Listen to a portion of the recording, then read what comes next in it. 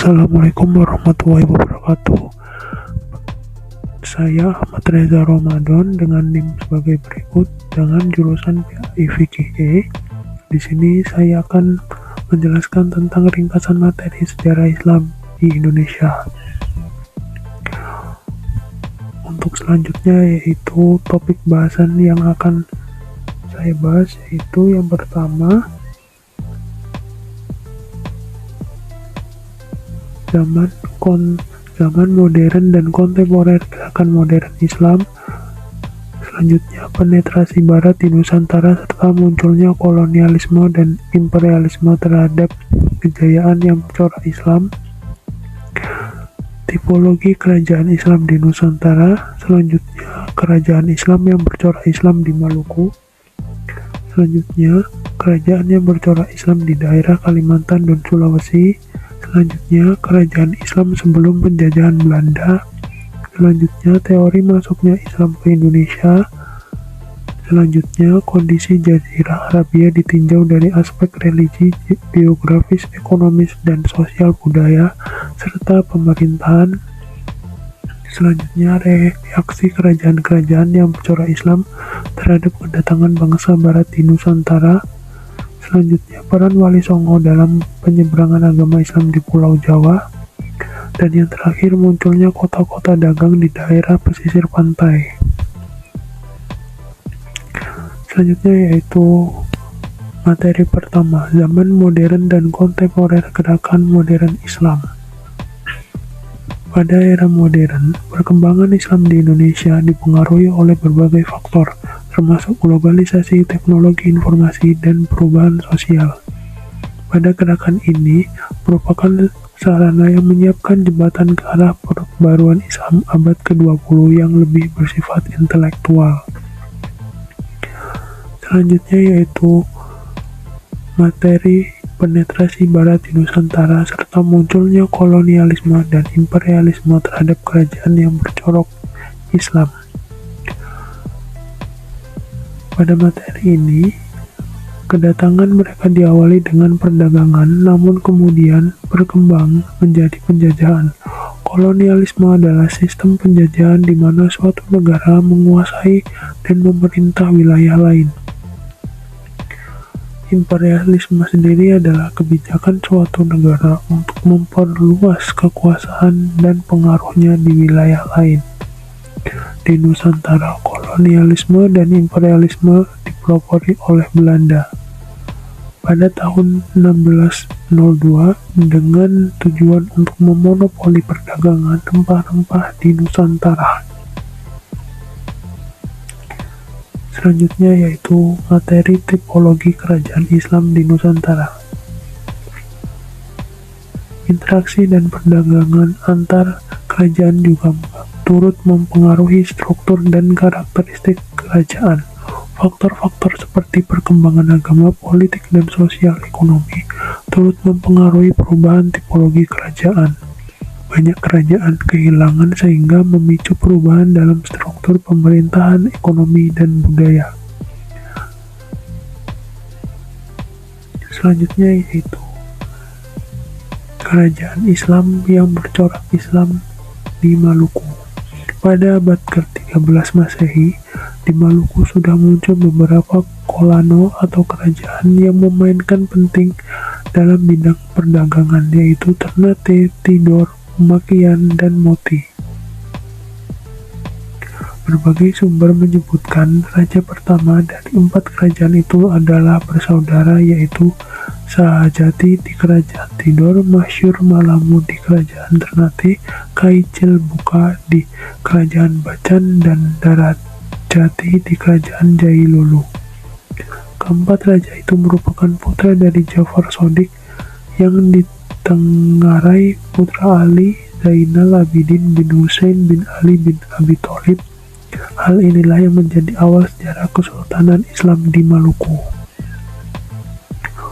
Selanjutnya yaitu materi kerajaan yang bercorak Islam di daerah Kalimantan dan Sulawesi.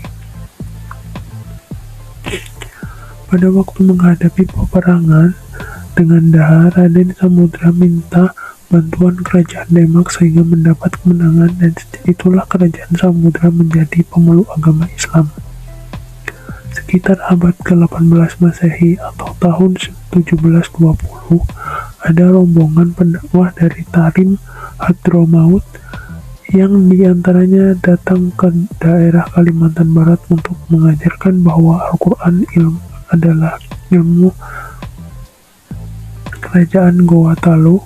Dalam peristiwa masuknya Islam, Raja Goa merupakan tonggak sejarah dimulainya penyebaran Islam di Sulawesi Selatan, karena setelah itu terjadi konversi ke dalam Islam secara besar-besaran.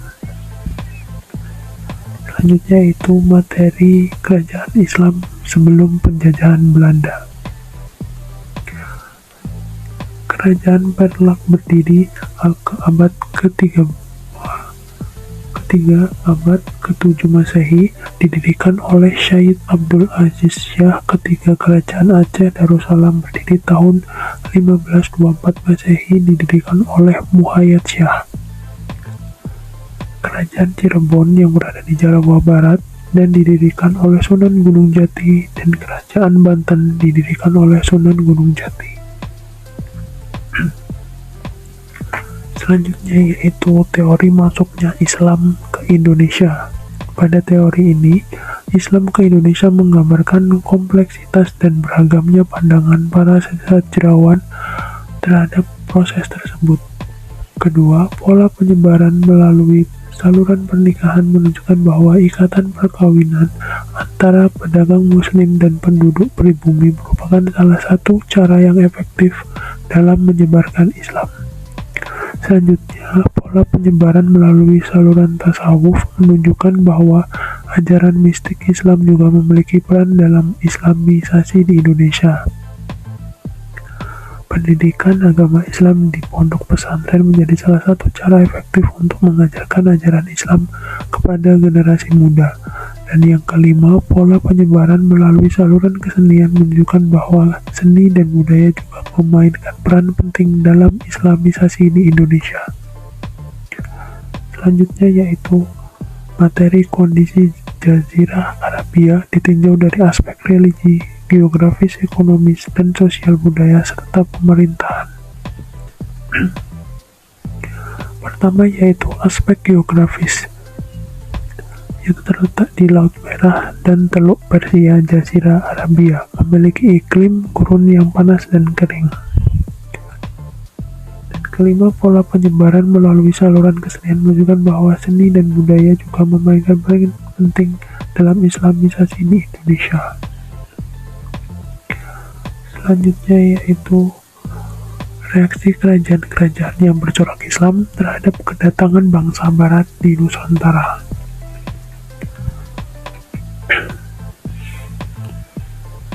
Kedatangan bangsa Barat secara keseluruhan melemahkan kekuatan kerajaan-kerajaan Islam dan menjadi awal dari era kolonialisme di Nusantara. Selanjutnya itu peran Wali Songo dalam penyebaran agama Islam di Pulau Jawa sebagai berikut. Selanjutnya yaitu materi munculnya kota-kota dagang di daerah pesisir pantai. Ada beberapa saluran Islamisasi di Indonesia, yaitu melalui perdagangan, perkawinan, tasawuf, pendidikan, kesenian, dan politik. Pada materi ini, sejarah Islam Indonesia adalah kajian tentang masuknya Islam ke wilayah Indonesia dan pengaruhnya terhadap perkembangan sosial, budaya, dan politik di Indonesia.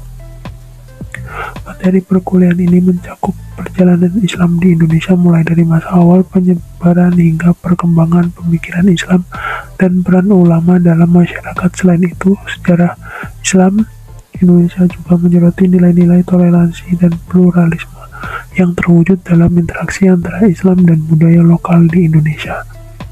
Dengan memahami sejarah Islam, kita dapat memahami lebih baik dinamika budaya dan agama di Indonesia serta menghargai warisan budaya yang kaya dan beragam.